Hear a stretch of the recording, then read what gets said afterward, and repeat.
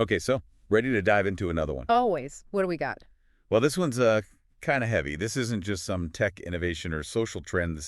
Well, it's about a crime. Oh, okay, lay it on me. The case of Luigi Mangione. He was this computer science grad, 26 years old, totally normal life from what we know. Right. And then, bam, arrested for, get this, allegedly assassinating the CEO of United Healthcare. Whoa, hold up. The CEO. Like, assassinate? Yeah, no kidding, right. Mm. Brian Thompson, that's the CEO's name.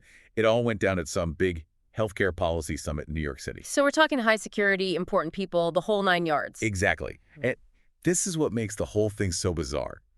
Our main source here, this article, Luigi Mangione, a complex case of alleged corporate assassination.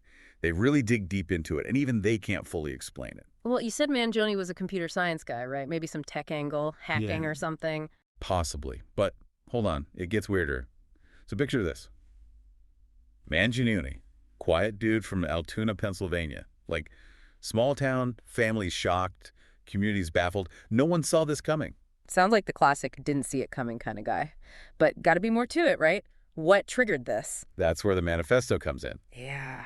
Yeah, apparently he wrote this whole thing by hand, laying out, well, his reasons. Oh, so like a motive. Motive, yeah, and a whole lot more. He goes off on the health insurance industry, United Healthcare specifically, calls them out for, like, putting profits before patients. Okay, that's a common criticism, but that doesn't equal murder, right?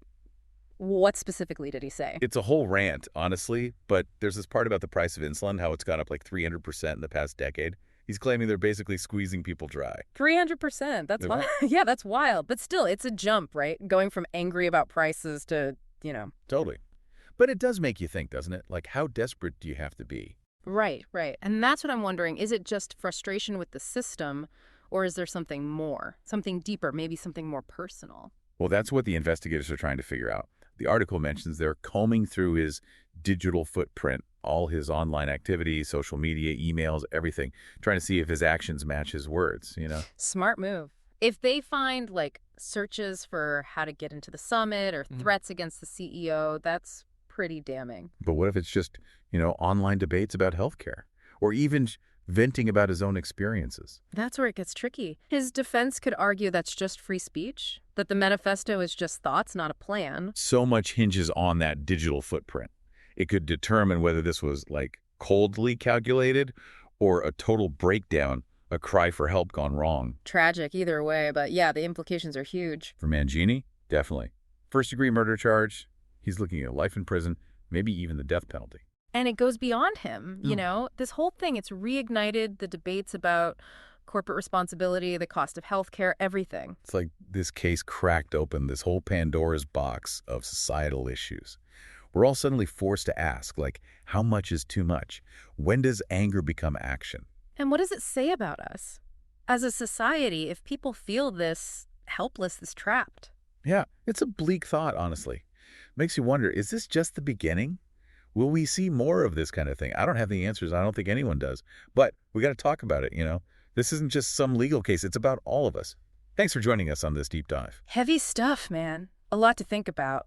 Today is your lucky day.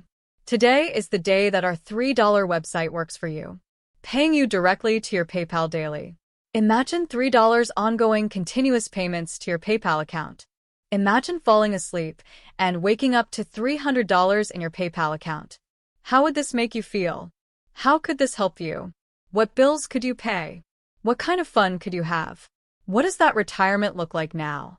All for a one-time payment of $3. This website is DFY done for you, fully built and completely hosted, and never stops collecting payments for you.